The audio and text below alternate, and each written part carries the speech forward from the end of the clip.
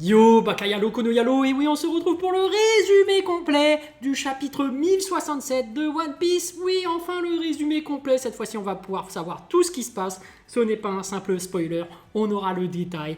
On va voir si ce chapitre nous hype ou pas, voilà, on va découvrir ça tous ensemble. Allez, let's go les amis. Celui-là. Hop, spoiler, chapitre 1067 de One Piece. Donc chapitre 1067 qui s'appelle toujours Punk Record. Donc on m'avait dit oui mais en fait Record c'est enregistrement. Oui c'est l'enregistrement des punks. Vous savez ceux qui ont la crête là, la ligne de cheveux qui est là. Donc oui en fait c'est pas leur record de chevelure mais il s'agit bien d'un enregistrement. Donc on enregistre les gens qui ont des beaux cheveux, de belles coiffures. Donc voilà.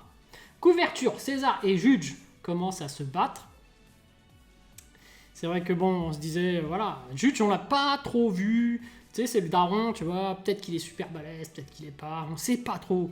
On a vu les frères de Sanji, mais finalement, comme ils sont pas de la piraterie, on sait pas vraiment quel niveau ils ont vraiment, tu vois. Mais bon, là, c'est quand même le daron, le père. C'est quand même le mec, le daron, quoi.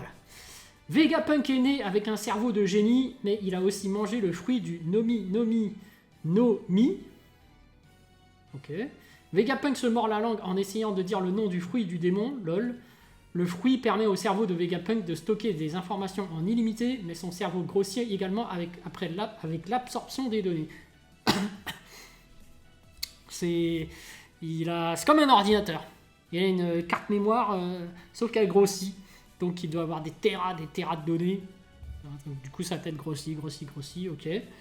La moitié supérieure de l'œuf géant sur l'île Tedreg est entièrement composée du cerveau de Vegapunk et elle est toujours en croissance. Cette partie de l'œuvre s'appelle Punk Record. Ah, en fait, c'est des disques durs externes. C'est-à-dire qu'il il a la tête super énorme et du coup, il les prend et ses données, il les met il est dans des coins comme ça. Il les stocke en fait. Du coup, ouais. Enfin bon, c'est une interprétation de ma part. Mais c'est marrant.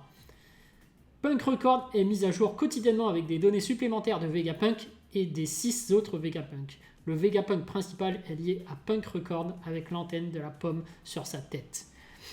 Ok, donc ils ont toute une structure organisationnelle, un cloud finalement, où tout le monde envoie les données dans le cloud et du coup tout le monde peut les récupérer ensuite et voilà, c'est la technologie du futur, tu vois. Bref.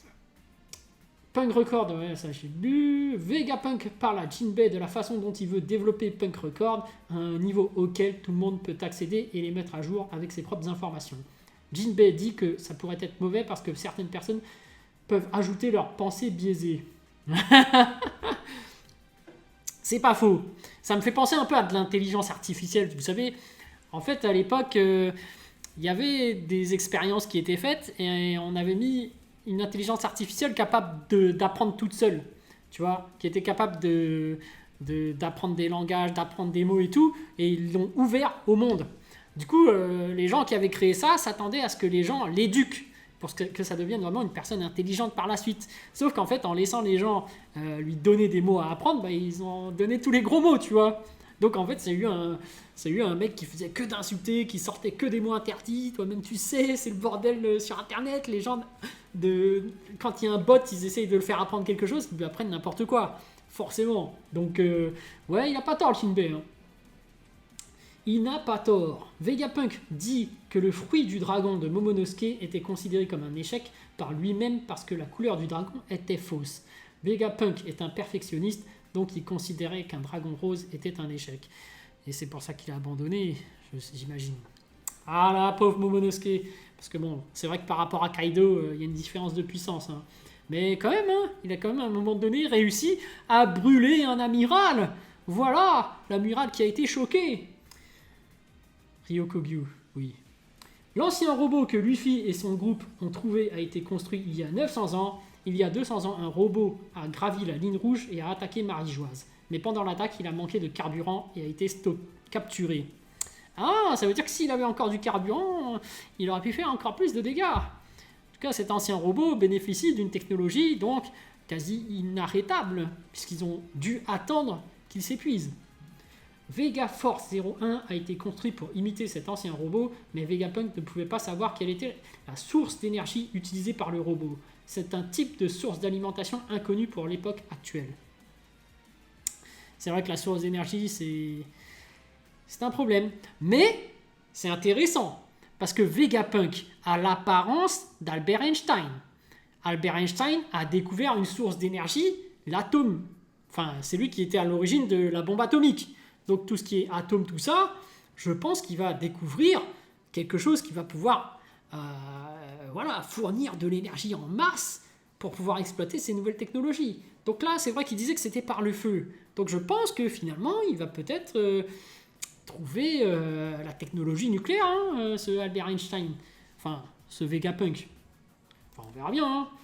Hop, on va voir. Bah oui, c'est ça, hein, Einstein. E égale MC2, tu vois, il va trouver la formule. Bonnet utilise son sabre laser pour attaquer Vegapunk, mais le sabre laser est également une invention ratée car il attire les insectes. Bonnet a peur des insectes, alors elle s'est évanouie. Ok, donc bon, elle a attaqué, mais après tout, elle se disait oui, c'est pour son père, tu vois, j'imagine que c'est pour ça. Mais moi, je m'attendais à ce que Vegapunk se fasse mais oui, c'est moi qui l'ai transformé en machine, mais c'est lui qui me l'a demandé. Fin, plus de haine. Vegapunk dit qu'il y a quelque chose qu'il veut donner à Bonnet. Vegapunk dit quelque chose à Luffy. Vegapunk qui dit Luffy, voulez-vous m'aider à m'éloigner de Egghead? Pourquoi a-t-il besoin d'aide de Luffy? Lucy et le CP0 arrivent à Egghead et demandent l'accès à l'île. Ah, Lucci, mais qu'est-ce qu'il va faire? Moi, je l'ai dit, hein, à l'étape de maintenant, Luffy Gear 5, je suis désolé, il le one-shot. Il lui met un coup d'Aki des rois, là. Lucci, il est censé s'écrouler. Hein. Bon, on verra, hein, peut-être qu'il a fait des programmes, mais n'exagérons pas. Il ne peut pas être au niveau de Luffy, ça voudrait dire qu'il est au niveau de Kaido. Ce serait un truc de dingue.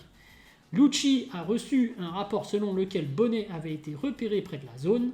Lucci dit que c'est une femme gênante puisqu'elle s'est échappée plusieurs fois, mais le gouvernement mondial n'a plus d'utilité pour elle. Alors ils peuvent tuer Bonnet s'ils la trouvent. Ah, genre, c'est parce que le gouvernement mondial la voulait qu'il n'était pas à fond et qu'il ne la tuait pas. Maintenant, ils vont pouvoir y aller à fond. Mais bien sûr, on va voir. Hein. Bon, évidemment, il n'y a pas de mort dans One Piece. Donc voilà, Vegapunk, Shaka refuse l'accès à CP0. Shaka ordonne alors aux autres Vegapunk de se préparer au combat. Ah, voilà, un combat de taille. Normalement, les Vegapunk, je pense qu'ils ont l'avantage sur le CP0, hein, parce que quand même, il y a un Séraphine qu'on a pu voir il y a peu de temps de l'homme poisson Jinbei. Donc, un Séraphin, d'autres Vegapunk. C'est chaud, hein, c'est chaud. Hein. Moi, je pense que je donne avantage à Vegapunk. Mais bon, si je joue à domicile, voilà. Sur l'île de Kédetrave, soudainement, Kuma se lève et commence à courir quelque part alors qu'il est endommagé. Oh, le réveil de Kuma, est-ce qu'il serait capable de sentir que sa fille est à côté? Voilà, on ne sait pas pourquoi. Et Dragon qui dit Kuma, où vas-tu? Et Ivankov qui dit reste avec nous, Kuma. La bataille de notre armée révolutionnaire ne fait que commencer. Et c'est la fin du chapitre, mais ce qui est très intéressant, et on va y revenir, c'est que dans ce résumé complet, vers la fin, on nous lâche encore de nouveau Dragon. Donc on voit un peu ce que font les révolutionnaires. Depuis tout ce temps, qu'est-ce qu'ils ont foutu? Voilà, le mystère qui reste entier, mais on nous dévoile petit à petit des petits trucs. Voilà, on sait à quoi ressemble Vegapunk, on sait voilà comment ça se passe maintenant avec Vegapunk. On nous dévoile peu à peu Dragon, on nous a dévoilé Imsama. Ça va quand même vite, hein. Après, j'espère que voilà, la crainte, c'est qu'Oda va trop vite et nous dévoile trop d'informations d'un coup et qu'il se rate. Mais il y a des choses à faire. Après, il y a cet univers avec Vegapunk un peu technologique, tout ça.